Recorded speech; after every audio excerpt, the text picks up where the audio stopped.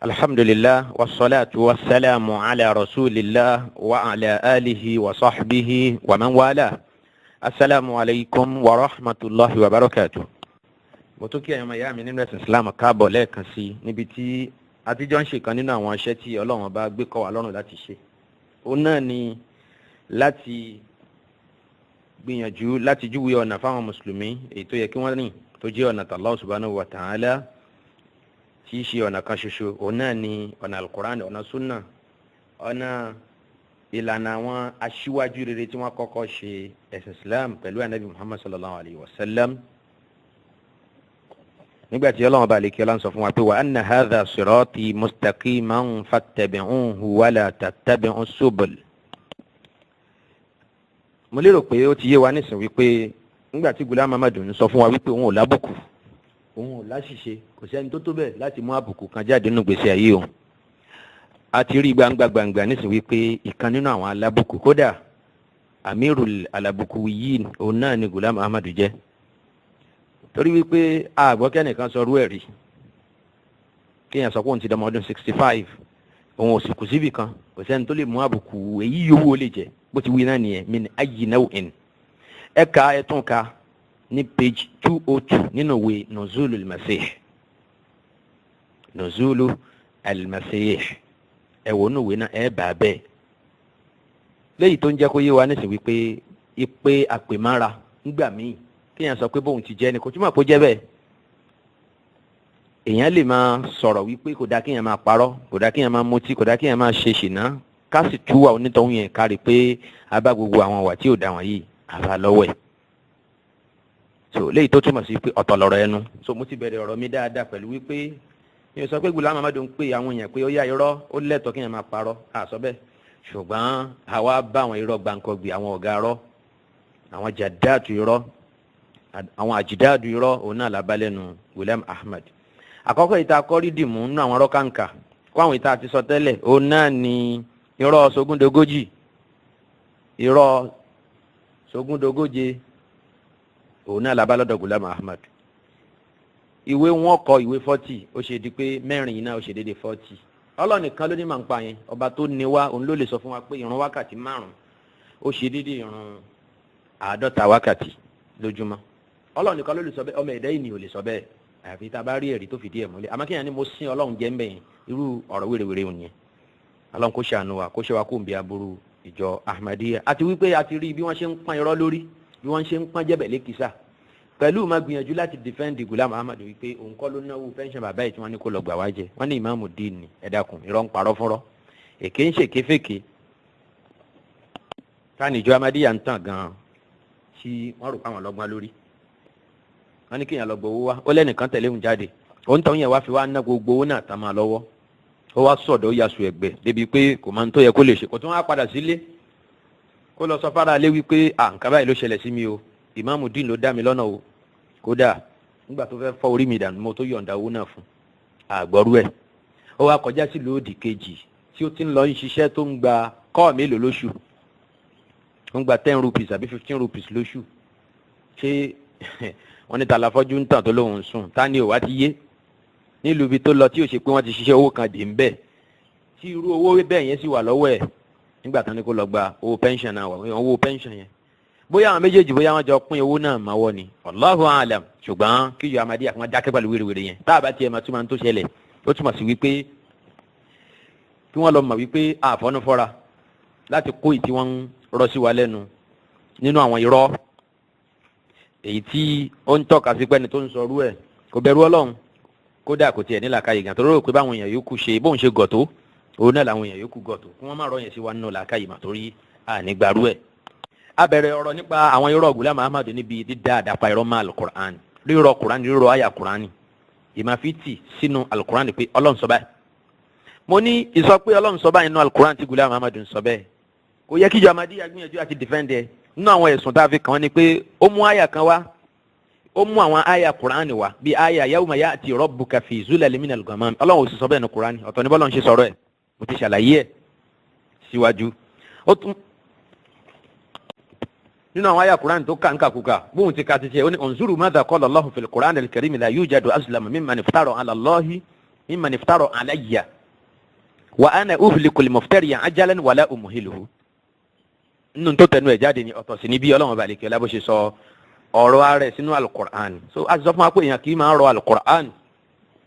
Nínú ẹ̀ náà ni pé Ghulam Ahmad sọ pé wajadilhum bil hikmati wal mau'izatil hasana. Mo sọ pé tó burú jù náà àwọn ọ̀rọ̀ yìí ni pé kó tó sọ yóò ní kama qala Allahu fil Qur'an wa qad ja'a fil Qur'an. Ó túmọ̀ sí pé ó fẹ́ wí pẹ̀lú èdè Lárúbáwá, ẹni tó ní Ọlọ́run kọ́ ní gbogbo èdè Lárúbáwá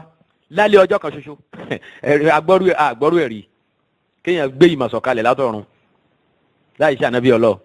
Ó ní Ọlọ́run kọ́ gbogbo èdè Lárúbáwá lálẹ́ ọjọ́ kan. Ẹnìyàn wá fẹ́ mú àyà Kùránì wá kò há sórí. Àyà tí tọmọdé tàgbà ti mọ̀ pé ud'u ila sabili rabbika bil hikmati wal mau'izatil hasana wajadilhum billati hiya ahsan. Òun wá ní wa qad ja'a fil Qur'an wajadilhum bil hikmati wal mau'izatil hasana. Nínú tí ó jẹ́ kọ́rọ̀ yìí wá dáadáa òun náà ni pé ànábì sógúndógójì òun náà ni ànábì òpùrọ̀ ọ̀dẹ́nsìn dẹ̀dẹ̀rínsìn èyí tíjọ Ahmadiyya ń tẹ̀lé ìyẹn Ghulam Ahmad. Torí pé ẹni tó ń parọ́ mọ́ Ọlọ́run ọba jàmáà ẹni tí Ọlọ́run bínú sí jù ni. Irú ẹni yìí kò yẹ kó máa jẹ́ baálé fún obìnrin mùsùlùmí. À ń bẹ̀rẹ̀ níta sí pé yóò máa jẹ́ olórí fún ìjọ. Ká tó wá sọ pé yóò tiẹ̀ máa pè rẹ̀ ní ẹni Ọlọ́run àbá ànábì Ọlọ́run. Ìkọjá yìí ni gbogbo wọ̀nyí. Ẹ jẹ́ ká tàtàkù ká bọ́ sínú tírà at-tajalliyatul ilahiyya ká gbọ́n tí Ghulam Ahmad ní sọ fún wa ń bẹ̀ ká lè bá a gbọ́ yé ńgbà tó bá ń rọ àyà Kùránì. Èyí tíjọ Ahmadiyya ń sọ wípé ó mú Al-Kùránì wá pẹ̀lú èdè ni ẹni pé ọ̀rọ̀ amú wa lédè kò mìíní láti sọ fún wa pé bó ṣe wà nù Al-Kùránì a sọ pé irọ́ lẹ̀ ń pa. Eléyìí kì í ṣàkọ́kọ́ Ghulam Ahmad. Èyí tó tẹ̀ wá burú jáì òun náà ni wípé ọ̀rọ̀ tí ò tiẹ̀ sínú Kùránì rárá tí ò sínú Hadith Qudsi kódà ọ̀rọ̀ tí ò bá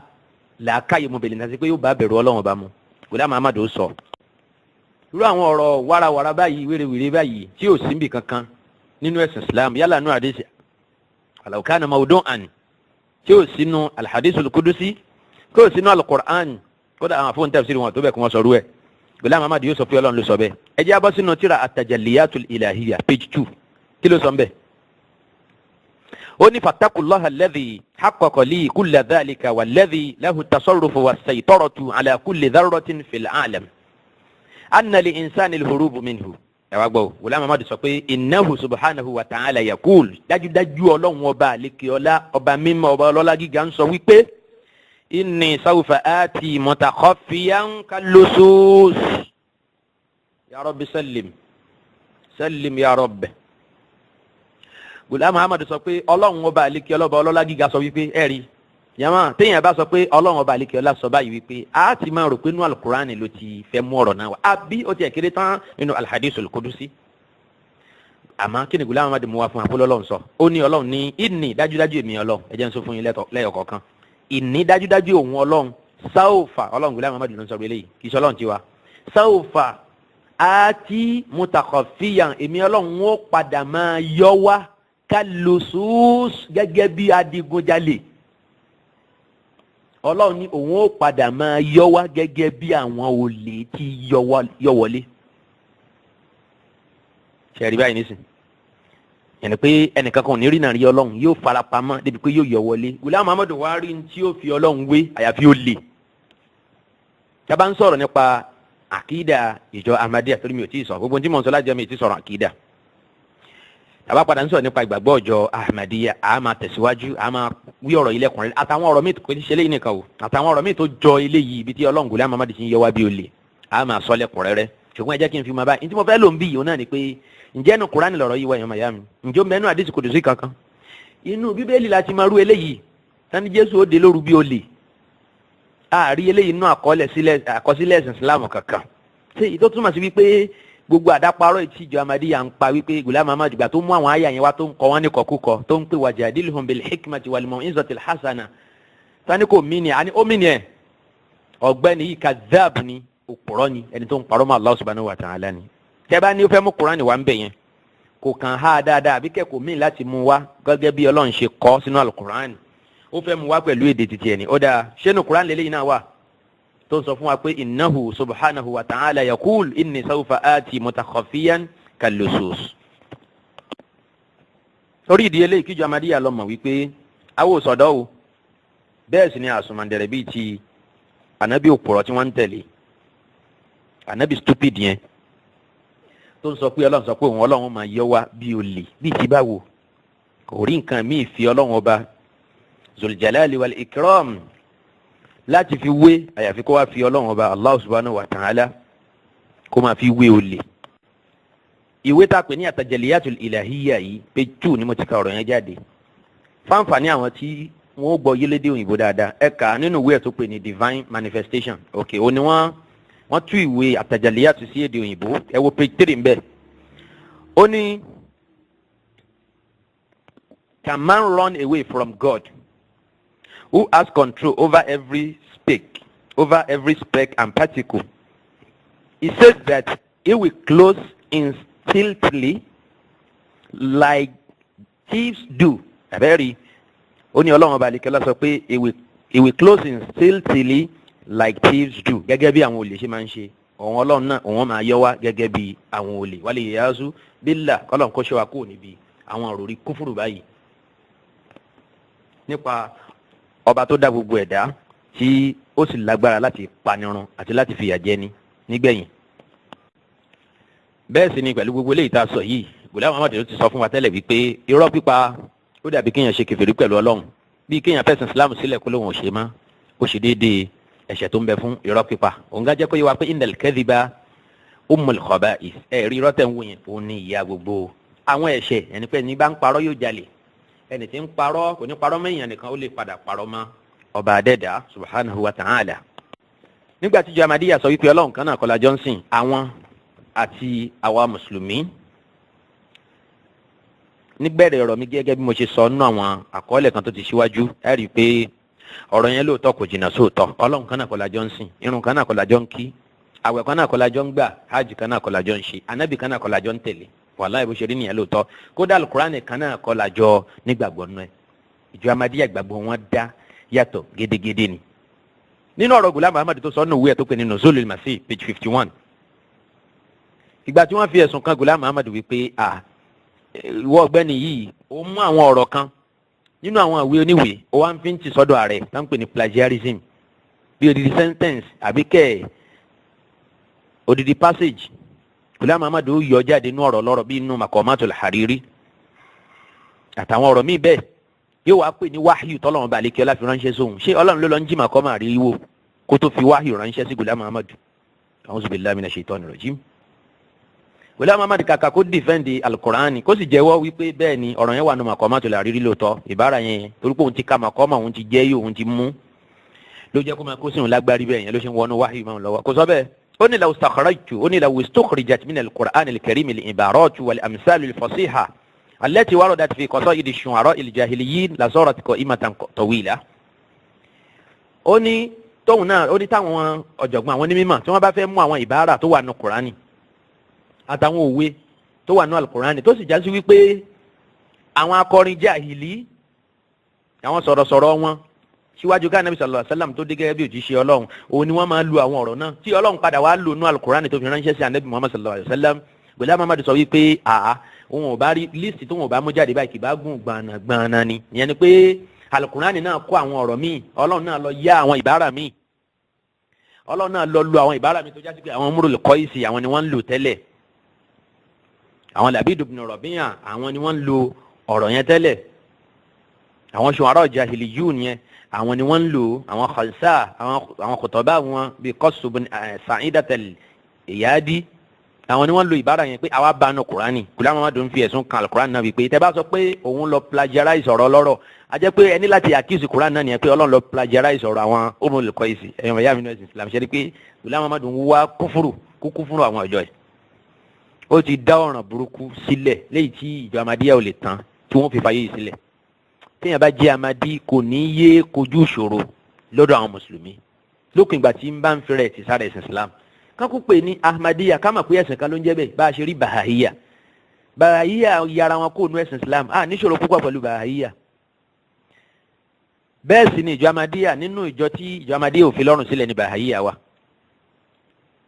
Wọ́n ní ìwé kan tí wọ́n kọ nípa àwọn Bahaiya. Wọ́n dẹ̀ láwọn programs lórí tẹlifíṣàn wọn tán pè ní MTA ti Arabic tí wọ́n ṣe nípa àwọn firqa al-Bahaiya. Yẹn ni pé Ahmadiyya náà ń ṣe rọ́dù fún àwọn Bahai. Wọ́n kọ̀wé nípa wọn láti bójú wọn jẹ́, criticize wọn seriously.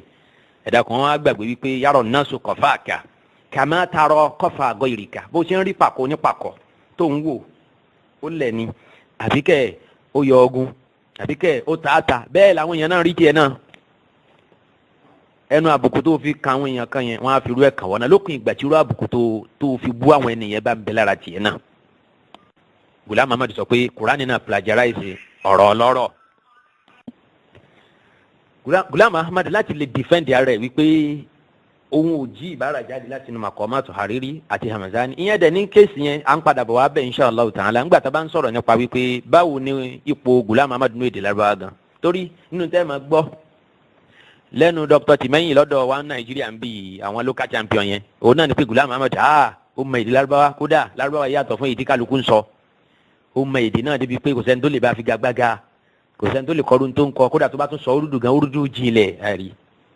Báwo ni afọ́jú ó ṣe mà pé ẹnìkan ò rí náà? Wọ́n á máa yìn, wọ́n sì ní Ọlọ́run kọ́ ní gbogbo èdè Lárúbáwá lálẹ́ ọjọ́ kan. Ǹjẹ́ bẹ́ẹ̀ ni àbí bẹ́ẹ̀ kọ́? Odidi ọ̀rọ̀ nìyẹn tí ọ̀pọ̀lọpọ̀ kíṣẹ́ tí ó jáde láti lè fi ṣe àlàyé yẹn. Difa'an an dini rabbina wa Qur'ani nabiyyina, láti lè fi defend ẹ̀sìn Ọlọ́run ọba wa àti al-Qur'an èyí tí Ghulam Ahmad mẹ́nu bà wípé Qur'an náà plagiarize ọ̀rọ̀ àwọn akọrin àsìkò jahili síwájú kí Ọlọ́run tó gbé Ànábì sallallahu alaihi wasallam dìde, wal iyazu billah. Wa nahnu natahadda ìtókù náà ni pé síwájú kí n tó lọ síbẹ̀ yẹn ká issue challenge pé ẹjọ́ Ahmadiyya ẹ lọ pa orí pọ̀, ẹ lọ mú díẹ̀ wá òwe bíi méjì mẹ́ta nínú al-Qur'an tó já sí pé akọrin jahili ló lò kí Ọlọ́run wá lọ yá lónú ọ̀rọ̀ ẹ̀, ó yẹ mú jáde. Ẹ gbọ́ kí ẹ mú ọ̀rọ̀ yẹn jáde tó já sí wípé àwọn ló kọ́kọ́ lò, Ọlọ́run ò ní máa ń pa ẹ̀ tẹ́lẹ̀ kẹ́ ẹ tó wá bá nínú al-Qur'an, kí wọ́n mú òwe náà jáde, àwọn expressions náà tí Ọlọ́run lọ jí nínú àwọn kọ̀sídà àwọn al-jahiliyun, ẹ mú jáde nínú al-Qur'an. In kuntum sadiqin, tó bá yẹ pé ẹ bá ní nǹkan kan nù làákàyè láti máa fi àbùkù kan ọ̀rọ̀ Ọlọ́run ọba báyìí, ó túmọ̀ sí wípé wàlá yẹ lé ẹni tó yẹ kó máa bá wa gbé orí ilẹ̀, sì yẹ lẹ́ni tí ó tiẹ̀ yẹ kí èèyàn tiẹ̀ máa fojú pé ó tiẹ̀ gbádùn wò bẹ̀lẹ̀ níta sí ká máa wò yín wò mùsùlùmí, torí pé ìfàbùkù ọ̀rọ̀ Ọlọ́run nìyẹn, ẹnìkan ò ṣerú ẹ̀rí jàmá. Wọ́n ní kò sí ní tó burú ń bẹ̀ kéèyàn mú nú ọ̀rọ̀ ọlọ́rọ̀ yẹn àwọn ọmọ ẹ̀dá ènìyàn ká lò nú ọ̀rọ̀ ẹlòmíì ká fi kún ọ̀rọ̀ wa, but ìyẹn acknowledge source pé ìbára yìí ò bẹ́ẹ̀ ni ó wà nínú àwọn àkọọ́lẹ̀ kan nú èdè Lárúbáwá báyìí. Ṣùgbọ́n Ghulam Ahmad ń sọ̀rọ̀ bí ẹni pé kì í ṣe inú kọ̀múùsù Lárúbáwá, kì í ṣe inú Arabic dictionaries làwọn words òun ti ń lò ti ń jáde, bí ẹni pé òun ni pioneer, òun ló originate àwọn words yẹn.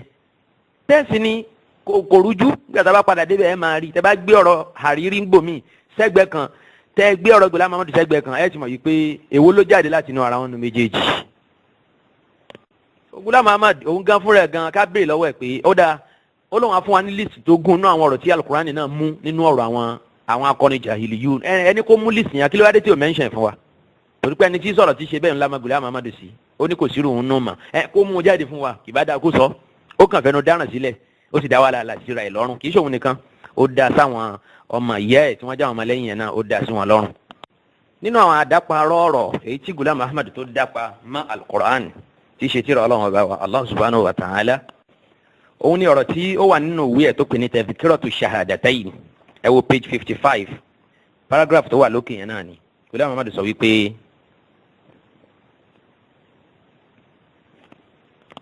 ó ń bá ọ̀rọ̀ bọ̀ wípé nínú ìgbàgbọ́ èyí tó yẹ kí mùsùlùmí ó ní kó tó lè máa jẹ́ mùsùlùmí gidi, òun náà nìkan nígbàgbọ́ náà òun Ghulam Ahmad.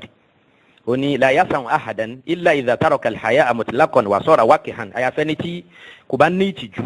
tó sì di èèyàn kéèyàn aláìníwà aláìnílàkàyè aláìlọ́pọlọ, illa an yu'mina bi,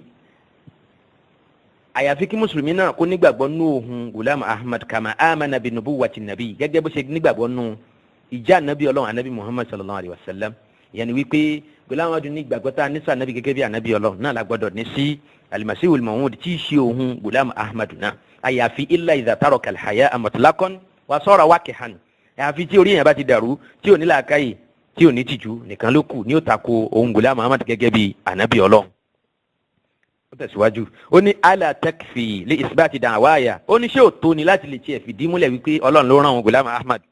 أن القرآن الكريم تدجاج القرآن على قل تناول ذكر بالقرائن القوية والعلامات الواضحة wípé القرآن ti sọ̀rọ̀ ohun ó dárúkọ ohun Ghulam Ahmad pẹ̀lú àwọn àdàpèdè èyí tó lágbára àtàwọn àmì tó fojú hàn وكأنه ذكر اسمي Ghulam Ahmad sọ pé ọ̀rọ̀ ń wà nínú القرآن lóríṣiríṣi àwọn àyè ó kù díẹ̀ ní kọ́lọ̀ ńlá orúkọ ohun mọ́lẹ̀ nínú Al-Qur'ani pé Ọlọ́run kan dárúkọ òun ni pé Ghulam Ahmadu Ọlọ́run sọ ní Qur'ani àmọ́ gẹ́gẹ́ bí Ahmadiyya ṣe máa ń kílèmù tẹ́ bá wo kẹ́límà Ahmadu lápèjúwe wọn á ní onítùmọ̀ méjì èyí tó wà ní Suratu Saffi nígbà tó lọ́n sọ pé wa mubashiran bi rasulin ya'ti min ba'di ismuhu Ahmad Ahmadu yẹn wọn á máa tún sí pé Ànábì Muhammad sallallahu alaihi wasallam wọn wá ní ìtumọ̀ tó tún wà lábẹ́ òun náà ní ìtumọ̀ Ahmad torí pé Ghulam Ahmadu ní Muhammadu náà sì ní Ghulam Ahmad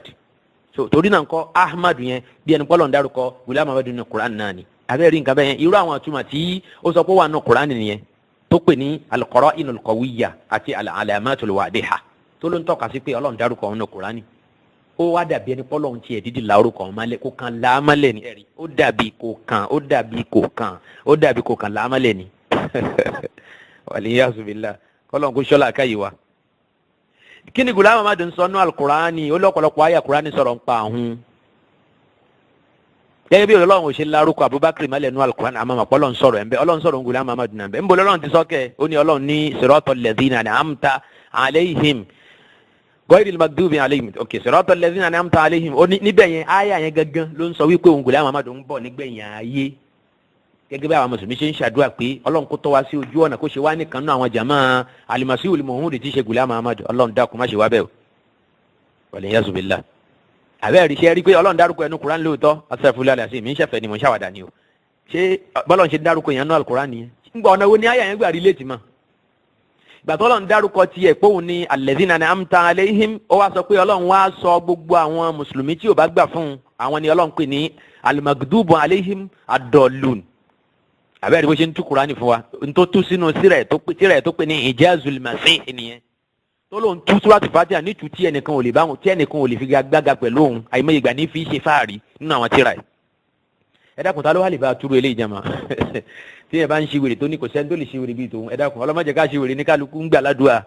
ta ló wà lè ṣe wèrè bíi wèrè àfi tí wèrè bá ń ṣe wèrè ló kù ọlọ́mọdé ká wà ṣe wèrè ń titi wa tani wàá bá Ghulam Ahmadu fi gagbága níbi àwọn ìkúwì sínú ọ̀rọ̀ Ọlọ́run ọba bẹ́ẹ̀ sì ni òun náà láwọn ọ̀rọ̀ míì tó dá lẹ́nu o ó sọ fún wa níbìkan pé ẹni tí ó bá sọ tí Ọlọ́run ò sọ nínú Al-Qur'ani òun tọ̀hún yẹn ayé ẹ̀ ti bàjẹ́ ẹni dáadáa parọ́ mọ́ Al-Qur'ani ó ní ẹni ibi lónítọ̀hún yẹn kí ló wá ló ń ṣe yìí kò dáadáa parọ́ òun ò parọ́ ní titi ẹ̀ ó mú irọ́ ló yẹ ni ìyànjọ Ahmadiyya ẹ lọ ronúkúwàdà Ànábì yín ló gbé ntẹ́nìkan ò gbé wọnú Al-Qur'ani ẹni ntẹ́nìkan ò gbé wọnú ẹ̀sìn Islam wọnú ẹ̀sìn yìí táàsì ní gbà lọ́wọ́ ẹ̀ títí tó pin ayé òfin dé ẹ̀yin ni kẹ́ ẹ túbá kẹ́ ẹ padà sínú ẹ̀sìn Islam tá Ànábì mú wa táwọn mùsùlùmí bá ń ṣe tí wọ́n lábùkù yẹn ò túmọ̀ sí pé kẹ́yìn wá mú ẹ̀sìn míì jáde èyí tí wọ́n ń ṣe tó lábùkù yẹn padà sí ìpìlẹ̀ lọ practice Islam gangan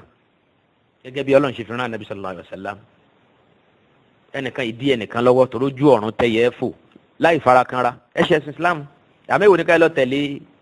Ànábì ilẹ̀ India ọ̀dẹ́nsìn yìí tó fi gbogbo ara gọ̀ tó fi gbogbo ara ya ẹni bí èwo ní kẹ́ tẹ̀lé ru eléyìí níbo lẹ́ ń tẹ̀lé lọ́gàn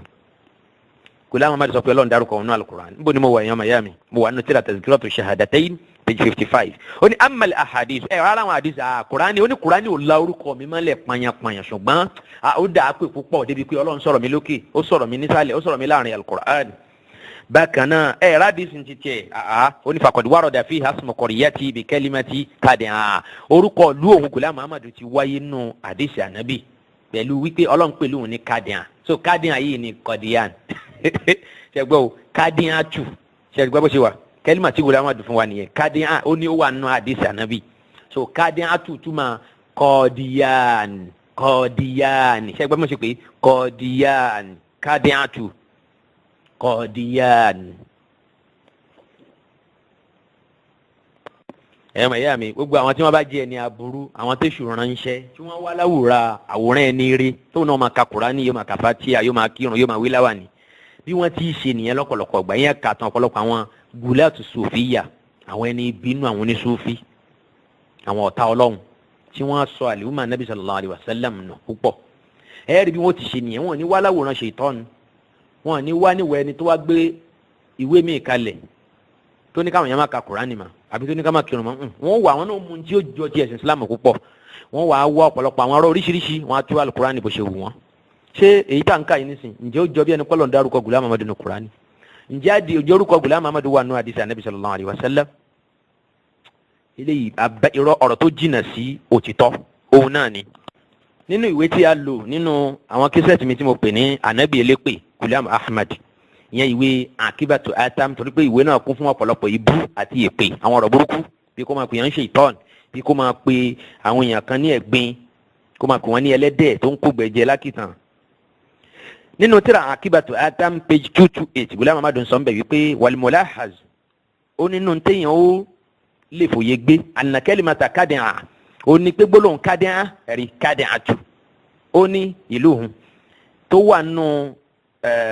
ọ̀rọ̀ Ànábì sallallahu alaihi wasallam tó ti sọ òun náà ni wípé wọ́n ó bí òun Ghulam Ahmad tí ṣe al-Mahdi al-Maw'ud al-Masihu al-Maw'ud òun ni pé sayuladu fi Qadiyan ó lànà bí ti sọ sílẹ̀ pé wọ́n ó bí òun Ghulam Ahmad ní ìlú Qadiyan òun ṣe ní al-Mahdi ó tún sọ ọ́nù tíra yẹn náà bẹ́ẹ̀ náà Akibatu Atam page 228 bákan náà nínú tíra ẹ̀ tó pè ní Kitabul Bara'ah tabawo page 222 nínú ẹ̀ ó ń sọ bẹ́ẹ̀ wípé ó ní warada fil ahadith anna dhalika al-Mahdiyya al-Maw'ud sayakunu min sukkani baldatin ismuha Kadi'a aw Kadiya ẹ̀rí Kadiya wal ana yumkin an yudrika kullu aqilin anna kalimata Kadiha hadhihi ikhtisarun li kalimati Qadiyan fil haqiqa Ghulam Ahmad tún sọ nínú tíra yẹn wípé àníṣe Ànábì dárúkọ ìlú òun nínú hadisi rẹ̀ ó tún tẹ̀síwájú nínú tíra Akibatu Atam tabawo page 213 bẹ́ẹ̀ ó ní qala Nabi sallallahu alaihi wasallam Ànábì sọ pé yakhrujul Mahdi min qaryatin yuqalu laha Kadi'a ó lọ Ànábì sọ pé al-Mahdi yóò jáde nílùú kan tí wọ́n ń pè ní Kadi'a ní abúlé kò kan náà ń pè ní Kadi'a bó ṣe lánàbí pè náà ni wa yusaddiquhu Allahu ta'ala ọlọ́run ọba àlekè ọlá yóò sì ṣe ní olódodo wa yajma' ashabahu min aqsa al-biladi ala iddati ahli badrin bi 313 rajulan ọlọ́run sì ránṣẹ́ pẹ̀lú àwọn sọ̀hábà èyí tí àwọn tí ó jẹ́ olùtẹ̀lé ẹ̀ nínú àwọn ọmọlẹ́yìn rẹ̀ yìí wọ́n ṣe déédéé òǹkà àwọn tí wọ́n jagun Badri wọ́n ní 313 ni wọ́n ó jẹ́ wa ma'ahu sahifatun maktumatun bẹ́ẹ̀ sì ni pépà kan ìwé kan ó máa bẹ lọ́wọ́ Ghulam Ahmad nígbà tí ó bá dìde àfọ̀n lọ́wọ́ Madina fiha adadu ashabihi òǹkà yìí àwọn sọ̀hábà rẹ̀ yóò máa bẹ nínú ìwé náà bí asma'ihim pẹ̀lú orúkọ wọn biladihim àti ìlú wọn wa khilalihim bákan náà àtàwọn ìròyìn wọn èyí tí a lè fi dá wọn mọ̀ ẹ̀rí Ghulam Ahmad tẹ̀síwájú láti máa wá àwọn àdápa ọ̀rọ̀ náà pé Ọlọ́run ti dárúkọ ìlú òun nínú àbí Ànábì sallallahu alaihi wasallam dárúkọ ìlú òun Ghulam Ahmad nínú àwọn àdíìsì rẹ̀ ojú bẹ́ẹ̀ títí tó fi dé inú ìwé ẹ̀ tó pè ní Akibatu Atam ní page 228 a máa ka ọ̀rọ̀ yẹn lọ bẹ́ẹ̀ ó ń kílèmù yìí pé Kadi'atu àbí Kadiyatu ó ń bẹ nínú ìwé nínú ọ̀rọ̀ Ànábì sallallahu alaihi wasallam bẹ́ẹ̀ sì ni ká má bàa lọ ní wo ní ẹ̀yàn mayá mi nínú Islam ẹ wo gbogbo àdìsí Ànábì tó ń bẹ pátápátá ẹ ní bá Kadi'atu tí Ghulam Ahmad ń sọ yìí gẹ́gẹ́ bó ṣe wà nínú ìwé ẹ̀ Tazkiratu Shahadatain 55 orúkọ tó pe ìlú rẹ̀ yẹn Qadiyan yìí ẹ ní bá nínú àdìsí Ànábì sallallahu alaihi wasallam bal hunaka riwayatun taqulu Kari'a ntẹ́ ríkà òun náà ni riwaya kan tẹ́ bá ń bẹ̀ ẹ bá gbólóhùn Kari'atu Kari'atu ntẹ́ bá nìyẹn nú àdìsí kan àdìsí náà mọ̀ ọdún ni o kò lẹ́sẹ̀ ńlẹ̀ but ẹyọ kan tẹ́ rí nìyẹn tẹ́ bá ṣe bá sunna gẹ́gẹ́ bí Ibn al-Mukri gẹ́gẹ́ bó ṣe mú wa nù Mu'jam ẹ̀ tàbá wo volume 1 page 91 ari nbẹ tó sọ pé ani Abdullahi ibn Amr ibn al-As qala Rasulullah sallallahu alaihi wasallam yakhruju al-Mahdi min qaryatin bil Yamani ó ní Ànábì sọ wípé Mahdi ó jáde ní abúlé kò kan ní ìlú Yaman yuqalu laha Kari'atu ṣe kó yàtọ̀ fún tí Ghulam Ahmad sọ lẹ́ẹ̀kan tó pè ní Kadi'atu àbí Kadiyatu ohun tó bẹ́ẹ̀ náà àdìsí yẹn àdìsí kò lẹ́sẹ̀ ńlẹ̀ yìí òun náà ní Kari'atu وعلى رأسه إمامة فيها مناد ينادي ألا إن هذا المهدي فاتبعوه wọ́n ní láwa ni ó máa bẹ lórí ẹ̀ olùpèpè kan máa wá pèpè wípé ẹ̀yin èèyàn Mahdi lélẹ́yìí o ẹ tẹ̀lé eléyìí tó wà nínú ìkànnì àwọn àdìsí òun náà ni kẹlímàtù káríàtù. báwo ni káríàtù ṣe di kádíàtù má Ghulam Ahmad lọ́wọ́ báwo ni káríàtù ṣe di kádíyà má Ghulam Ahmad lọ́wọ́ ẹ rí i pé gbogbo ọ̀nà gbogbo ọgbọ́n òun náà ló ń wá láti lè fi fún irọ́ tó wá pa fáwọn èèyàn fáwọn ọmọ ẹ̀dá ènìyàn ní legitimacy káyé lè bá àgbà lóòótọ́ wípé ọlọ́run ló ràn lóòótọ́ gbogbo ìgbésí ayé Ghulam Ahmad sì ní láì ní tara wa ó ń tọ́ka sí wípé ó purọ́ ni kódà kí kẹ́límàtù kádíyàtù tiẹ̀ máa bẹ abẹ́ gbọ́ kó jẹ́ máa bẹ nínú àdìsí Ànábì sallallahu alaihi wasallam tó ń ti bẹ́ẹ̀ náà àní kó máa bẹ́ ń bẹ̀ lóòótọ́ báwo ni kádíyàtù ṣe di kọ́díyàn ànígbà ambulance tàṣí carry on to be raw báwo ni ìlú tó ń jẹ́ kadian wọ́n ṣe wá di carry on lápèjúwe so a rí wípé eléyìí jìnnà sí òótọ́ lọ́dọ̀ àwọn tí wọ́n bá kẹ́kọ̀ọ́ èdè tí wọ́n sì máa bí wọ́n ṣe yọ gbólóhùn kan jáde látara èmi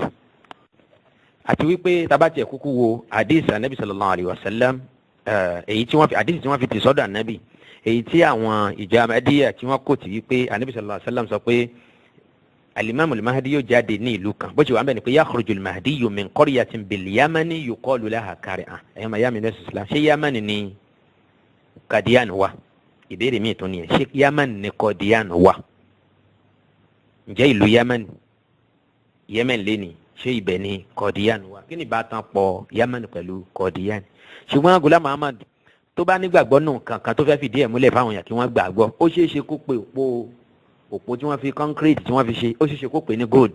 tí òpó tẹ́rí tó dúró yẹn gold ni yóò wá takùtì lọ́rùn débi pé ẹni tí yóò bá lárò jinlẹ̀ ọkàn yẹn lè máa gbọ̀n ṣẹ̀ṣẹ̀ṣẹ̀ wípé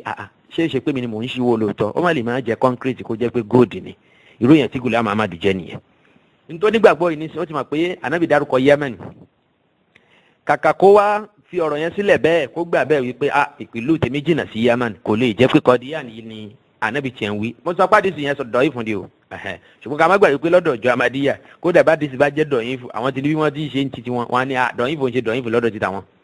lóòótọ́ àdìsí yẹn dọ̀yìn fún ni àmọ́ àwọn ó lò ó táwọn bá ti lè rí ìtumọ̀ ẹ̀ pé ó bá làákàyè mu abẹ́rẹ́ nǹkan bẹ́ẹ̀ bó láti máa sọ hẹ́ẹ̀ nù dọ̀yìn fún.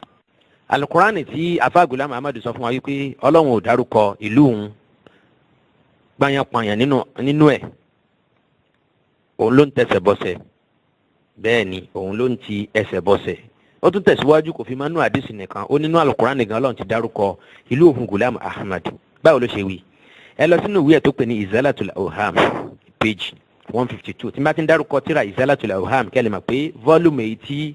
ó kó tíra Fathul Islam àti Tawdihul Maram sínú òun náà ni mò ń sọ̀rọ̀ nípa ẹ̀ ó ní Ọlọ́run sọ pé inna anzalnahu qariban minal Qadiyan Izalatul Awham nínú tíra Izalatul Awham page 152 Ọlọ́run sọ pé inna anzalnahu qariban minal Qadiyan wa bil haqqi anzalnahu wa bil haqqi nazal wa kana wa'dullahi maf'ula. Ghulam Ahmad jẹ́ kó yé wa wípé ó ní orúkọ Qadiyan tẹ́ ń wò yẹn ó ní lianna ẹ̀ máa wò ó ní wa madamat Qadiyan qad shubbihat bi Dimashq lóòótọ́ Ànábì sallallahu alaihi wasallam sọ fún wa pé ńgbà tí ń sọ Maryam ó bá sọ̀kalẹ̀ yóò sọ̀kalẹ̀ sí Dimashq sharqi Dimashq òun náà ni yóò sọ̀kalẹ̀ sí. Ghulam Ahmad wa ń wá àtàmà láti lè fi sọ fún wa wípé Dimashq tá Ànábì mí níbẹ̀ yẹn o ìlú òun ti ṣe Qadiyan ni wàláhì tẹ́ bá ń ka àwọn ọ̀rọ̀ yẹn nínú àwọn ibi tí mo kó ti page 152 page 153 bákan náà page 167 ẹ̀ka gbogbo tó wà ní kàràkàrà bẹ̀ yẹn nínú tíra Izalatul Awham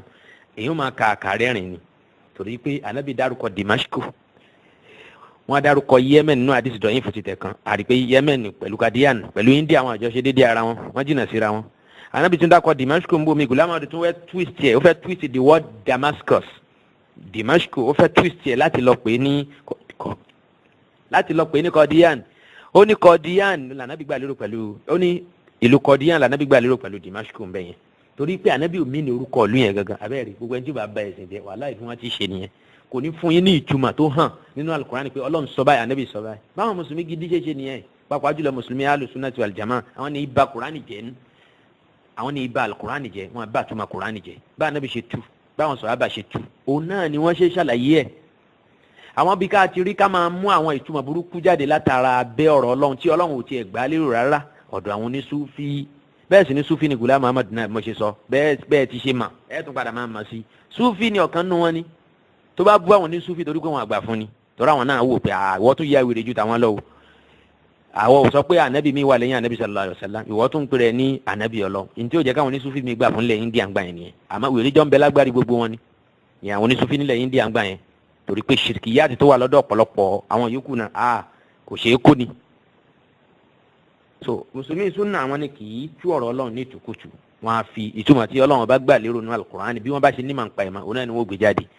Ghulam Ahmad tẹ̀síwájú láti máa púrùfù fún wa pé Qadian yẹn ogun lànàbí mìíní pẹ̀lú Damascus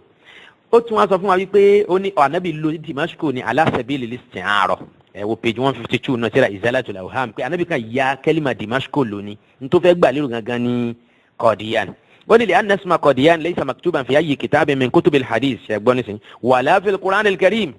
fúnra Ghulam Ahmad sọ̀rọ̀ nbí ṣẹ́rí pé yàtọ̀ fún tí mo ló sọ lẹ́ẹ̀kan nínú tíra Tazkiratu Shahadatayn page 55 ẹ̀wọ̀n tó ń sọ nbí ó ní torí pé kẹ́límà Qadian gbólóhùn Qadian yẹn orúkọ ìlú bí tán ti bí Ghulam Ahmad ó ní kò sínú Qur'ani wọn àti kọ́sìfì kankan nínú tíra hadith ṣẹgbọ́n nísìnyí ṣẹ́rí pọ̀rọ̀ yìí takora wọn bí ọ̀rọ̀ onírọ̀ ṣe rí nìyẹn ẹ máa gbà wípé Ghulam Ahmad nígbà tí mo bá ń sọ̀rọ̀ nípa àwọn mi ò tí sọ nípa àtakò ọ̀rọ̀ irọ́ ẹ̀ ni mo ṣe ń sọ lọ́wọ́ báyìí máa padà ṣe kíṣẹ́ tí mi ti máa pè ní àwọn àtakò tó wà nínú ọ̀rọ̀ Ghulam Ahmad àbíkẹ́ táìtù tí yóò jọ báyìí yẹn ni pé contradictions and in writings of Ghulam Ahmad contradictions in the writings of Ghulam Ahmad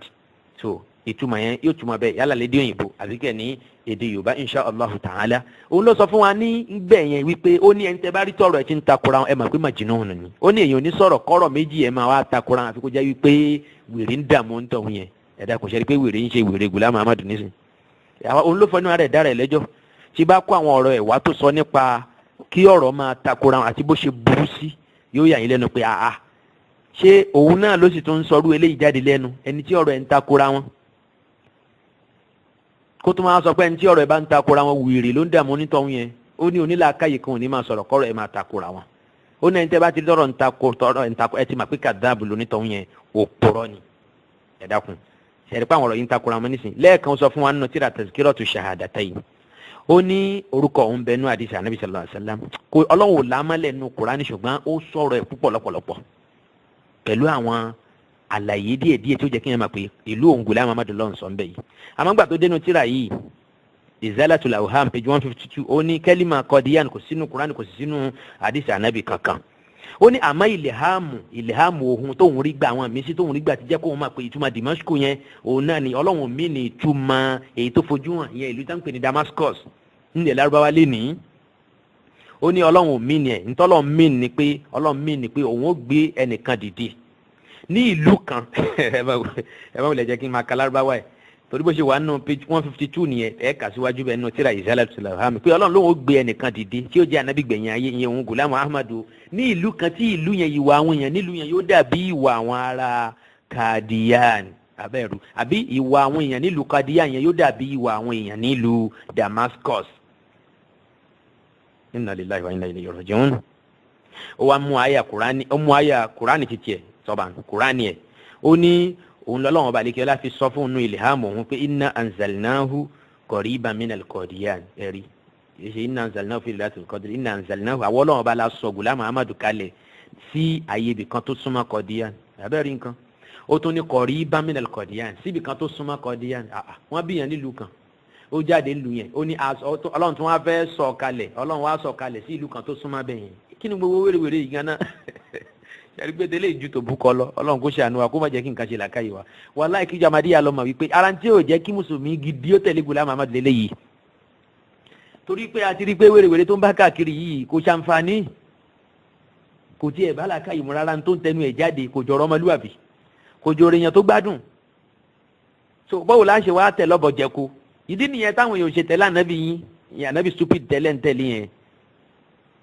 ìyẹn Ghulam Ahmad al-Qadiani olùdásílẹ̀ ìjọ Ahmadiyya Kùránì ló àwọn ọ̀rọ̀ wéréwéré ló mú jáde ọ̀rọ̀ tí ò bára wọn mu ó dà kò sọ pé inna anzalnahu fil Qadian ó ní inna anzalnahu qariban minal Qadian káàtẹ̀ sọ pé Isa ọmọ Maryam fẹ́ sọ kalẹ̀ ń gbẹ̀yìn ayé Isa ní Ghulam Ahmad ọlọ́run wá fẹ́ sọ̀kalẹ̀ sí Qadian ìlú ẹ̀ tó ní ṣe ló jọ Damascus ọlọ́run ṣe pé ní Damascus ó dà kí ló adé tọ́lọ́run lè sọ yín sọmọ Maryam sí àbí kí ló tọ́lọ́run lè sọ Ghulam Ahmad kalẹ̀ sí inú Qadian gan ó ní qariban minal Qadian inna anzalnahu qariban min Dimashq bi tarafi sharqi indal manaratil bayda abẹ́rẹ́ nǹkan Ghulam Ahmad ó tẹ̀síwájú á padà máa sọ àwọn ẹ̀kúnrẹ́rẹ́ ọ̀lọ́ yìí nígbà tá a bá ń sọ̀rọ̀ nípa ibi tí anabi Isa ọmọ Maryam ibi tí yóò sọ̀kalẹ̀ sí nígbẹ̀yìn ayé gẹ́gẹ́ bó ṣe wà nọ́ọ̀rọ̀ anabi wa sallallahu alayhi wa sallam ẹni tí mo fẹ́ lò ń bí ni pé ṣẹ̀rí bí Ghulam Ahmad ṣe ń fi ọpọlọ àwọn ọmọlẹ́yìn ẹ̀ ṣeré bí ẹni pé kò sóní làákàyè láyé yìí mọ́ bí ẹni pé àwọn èèyàn wọ́n ti nǹkan ti ṣe làákàyè wa a kàn máa tẹ̀lé lọ bí mọ̀mú so ẹ bọ́ sínú page 153 ó ní Ọlọ́run dárúkọ àwọn ìlú kan nínú Al-Qur'an ó nígbà tó ń gbọ́ tí nínú kashfu nínú ẹ̀mí tó ń gbà tó ń lọ sínú ẹ̀mí òun rí i pé ọmọ ìyá àwọn tó ń pè ní Ghulam Qadir ó jókòó wá ń ka Al-Qur'an ohun ẹ̀ lọ sókè nígbà tó wá ń ka Qur'an lọ yẹn ó wá ka ìbára kan tó pè ní inna anzalnahu qariban minal Qadian ló bá ka àyà kan nínú Qur'an ti tiẹ̀ nínú Qur'an ti Ghulam Ahmad kì í ṣe inú Qur'an ti tiwa torí pé níta sọ yìí kò sínú Qur'an ni wa ó ní ọmọ ìyá àwọn ti ṣe Ghulam Qadir ìyẹn ọmọ ìyá Ghulam Ahmad yẹn ẹ̀gbọ́n ẹ̀ tó dàgbà jùlọ dáadáa nìyẹn bá ka àyà kan nù Qur'an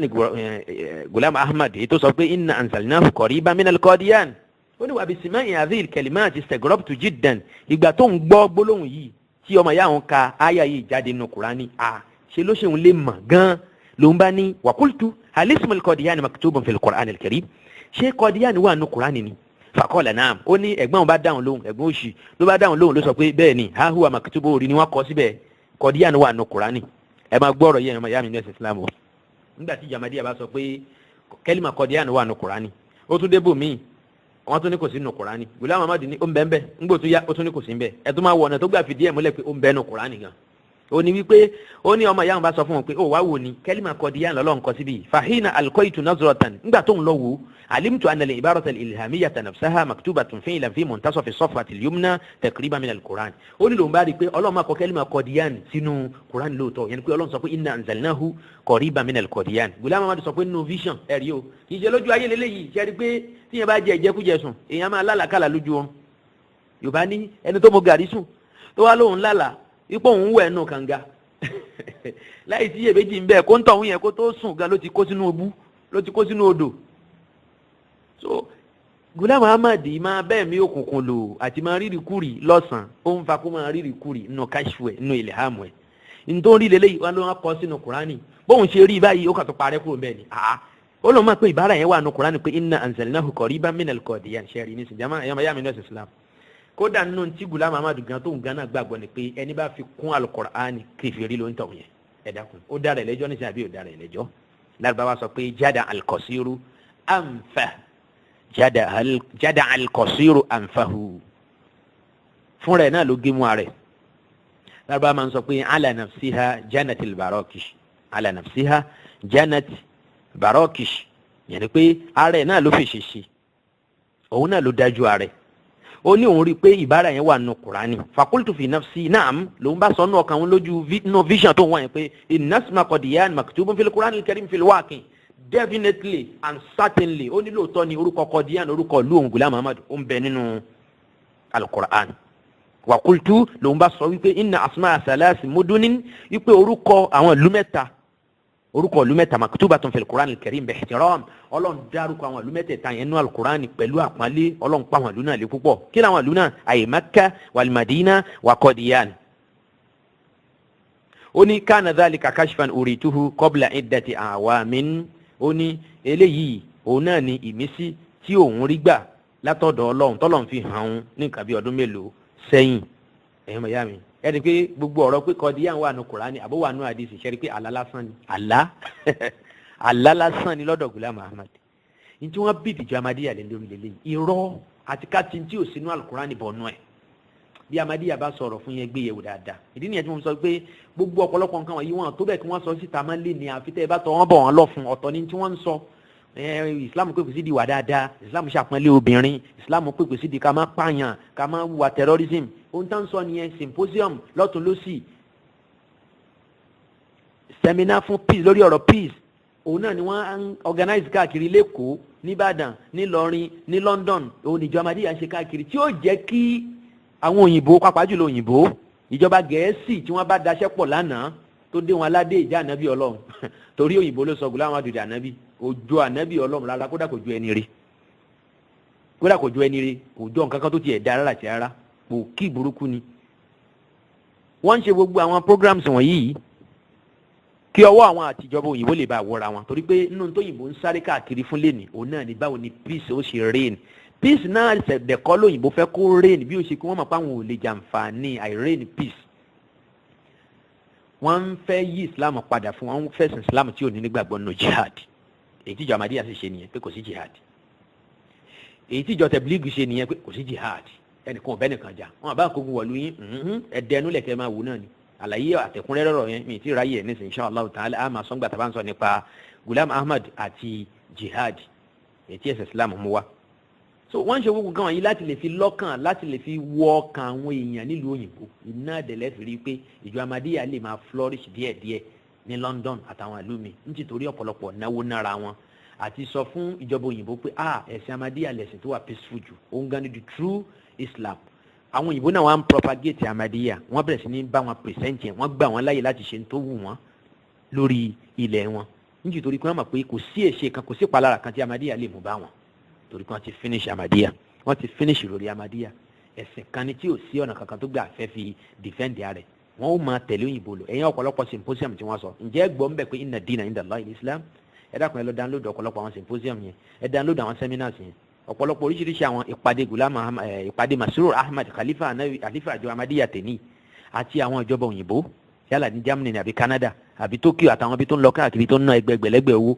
ẹ wo àwọn ọ̀rọ̀ tó ń sọ ń bẹ̀ ẹ rí i pé kò sí kan tó ti ń sọ fáwọn èèyàn yẹn pé Islam lẹ̀sìn àsìnlá ẹni bá sì sin ẹ̀sìn míì tó yàtọ̀ fún ẹ̀sìn Islam ó ń tọ́ yẹn yóò máa bẹ́ẹ̀ nú ẹni òfò níjọ́ àlìkìyàmá gẹ́gẹ́ bí Ọlọ́run ọba àlìkìyọlá gẹ́gẹ́ bí ó ṣe sọ̀rọ̀ ẹ̀ nínú Quran chapter 3 suratu Ali Imran verse 19 àti Quran chapter 3 suratu Ali Imran verse 85 nígbọ́ kí Masroor Ahmad eléyìí Mashroom yẹn olórí ìjọ Ahmadiyya lẹ́ni nígbọ́ kó sọ̀rọ̀ ẹ̀ fáwọn ìjọba òyìnbó nínú àwọn àpàdé wọn èyí tí wọ́n jọ ní torọ́ màfẹ́rú ọ̀rọ̀ bẹ́ẹ̀ yóò bí wọn nú wal iyazu billah. tó torí náà ń kọ́ ìyá mi nínú ẹ̀sìn Islam ẹ jẹ́ ká má bàa lọ ní wọn náà ìjọ Ahmadiyya wọ́n fi aburú ṣe ẹ̀sìn Islam yìí púpọ̀ kódà wọ́n fi aburú ṣe ra wọn púpọ̀ torí pé nǹkan kan lè ṣe ẹ̀sìn Islam ẹ̀sìn Ọlọ́run ni huwa alladhi arsala rasulahu bil huda wa dinil haqqi liyuzhirahu ala dini kulli. Ghulam Ahmad jí àyà yìí lò àyà tí Ọlọ́run sọ pé Ọlọ́run rán òjíṣẹ́ ńlá Nabi Muhammad sallallahu alaihi wasallam láti lè wá jẹ́ kí ẹ̀sìn Islam ga torí pé òun náà lẹ̀sìn Ọlọ́run táwọn ànábì tó ṣíwájú fi ń sin Ọlọ́run kí ẹ̀sìn wa lè bá ga lórílẹ̀ kó sì lè borí gbogbo àwọn ẹ̀sìn yòókù. Ghulam Ahmad tú àyà yìí ó tú nítu wípé Ọlọ́run gbé òun Ghulam Ahmad dìde láti lè wá lè jẹ́ kí ẹ̀sìn Islam ga ju gbogbo àwọn ẹ̀sìn yòókù lọ. ẹ dákun ṣé bí ó ṣe ga òun náà ní àwọn ìlànà kí a máa ti kọ́ díyànù bọ́nù Kùránì Ọlọ́run dákọ̀ Mákà nù Kùránì Ọlọ́run dákọ̀ Madina nù Kùránì Ọlọ́run dákọ̀ Qadiyan nínú Kùránì níbo nìyẹn wà ẹ wò wíyà tó pè ní Izalatul Awham page 152 page 153 bákan náà ẹ wò page 157 náà sorry ẹ jẹ́ ká wo page 167 ni mo fẹ́ dárúkọ nígbẹ̀yìn yẹn page 167. so torí náà nǹkan tá a bá tún tẹ̀síwájú níbi tí a tún lè tún ti rí ìkà síbi tí Ghulam Ahmad ti sọ fún wa wípé wọ́n sọ ọ̀rọ̀ Qadiyan nínú alukur'an pé Ọlọ́run dárúkọ Qadiyan ìlú òun nínú alukur'an òun náà ni ìwé tẹ́síkírọ̀ èyí tán kọ pẹ̀lú èdè Lárúbáwá ẹ wo àwọn pages wọ̀nyí ẹ wo page 74 page 75 page 313 page 372 page 377 page 377 page 380 page 694 ẹ wo gbogbo àwọn pages wọ̀nyí nínú tírà àtẹ́síkírọ̀ àti bẹ́ẹ̀ bẹ́ẹ̀ lọ sí máa ní kẹ́ wo nǹkan kan nínú tírà àtẹ́síkírọ̀ lédè Lárúbáwá tẹ́síkírọ̀ wà lédè òyìnbó tó jásí pé tẹ́ bá trace dáadáa ẹ rí gbogbo àwọn ọ̀rọ̀ yẹn ń bẹ fáwọn tí ẹ bá fẹ́ kà ní èdè òyìnbó. ìgbà tí Ghulam Ahmad tó ti lè sọ fún wa wípé ìlú òun náà ni Qadiyan Ọlọ́run ti dárúkọ Qadiyan nínú alukur'an mo lérò pé kò ṣe ní ìdíkàṣẹ máa dààmú ara púpọ̀ nígbà tá a bá fẹ́ sọ̀rọ̀ nípa wípé ọ̀rọ̀ nípa al-Masjidul Aqsa Ghulam Ahmad gbà náà bákan náà wípé al-Masjidul Aqsa èyí táwọn mùsùlùmí gbà pé òun ní mọ́ṣáláṣí Jerusalem tó ń bẹ ní Kudus yẹn ní Palestine Ghulam Ahmad gbà pé mọ́ṣáláṣí ti tó wà ní Qadiyan òun náà ni al-Masjidul Aqsa ń bọ̀ láti rí yẹn ká ẹ̀ka nínú tírà al-Khutbatul Ilhamiyya ẹ wo page 5 ẹ wo page 77 ẹ wo page 78, ẹ wo tírà at-Tazkira, ẹ wo page 13, page 75, page 372 àti page 883.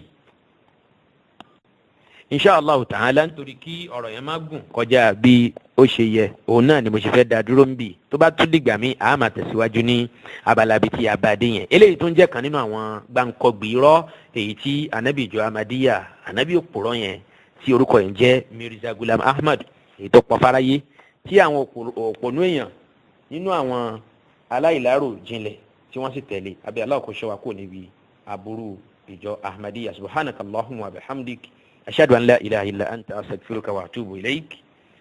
Wassalamu alaikum wa rahmatullahi wa barakatuh.